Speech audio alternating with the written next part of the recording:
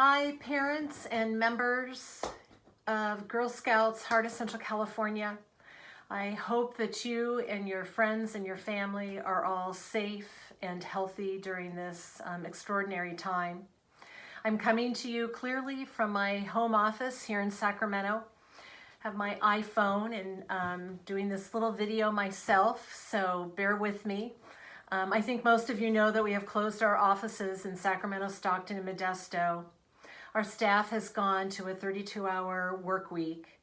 We will be offering girl programming virtually. If it's virtual, it's 24/7.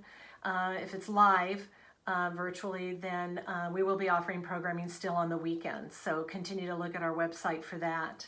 I really want to thank you for another great cookie year. Our last weekend, the weekend of March 14th and 15th, came at that time when things were really beginning to shut down. And so I heard so many stories from members of the community when they were out purchasing cookies this season, great things that girls were saying to them, how girls were approaching them, and what girls were learning through the cookie program. So I thank you all for all the work that you did to make this program successful.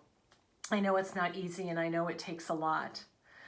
We will be purchasing back cookies that girls were unable to sell because of that weekend. We're in the process of doing that right now. And we're asking girls to donate the actual cookies. We won't be physically buying the cookies back, but we will be paying the girls for them. And then we're asking the girls to donate those cookies out in the community when it is safe. So thank you again for all your work on that program. We're so grateful that we got through our program when we did. In the midst of all the sadness and uncertainty, I'm hearing so many wonderful stories of our Girl Scouts at work in the community, and that's really a role that we can play in any way we can where it's safe. Girls making masks, girls donating cookies to hospitals, to first responders. We're the Girl Scouts, and we are known to step up during these times. Again, ensuring that our girls are safe and healthy.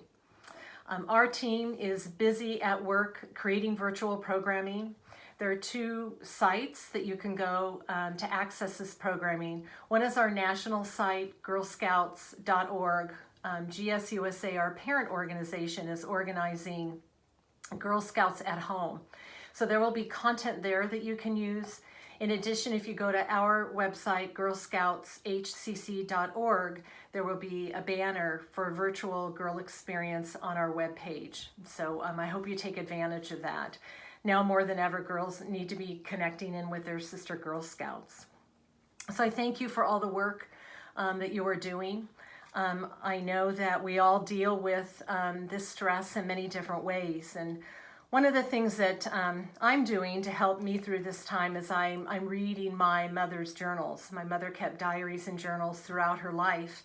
And this weekend I picked up one. You can see it's just this little tiny binder that she had. It's sometimes very difficult to decode her handwriting, but I'm finding it's a great way to connect with my mother, who has since passed away.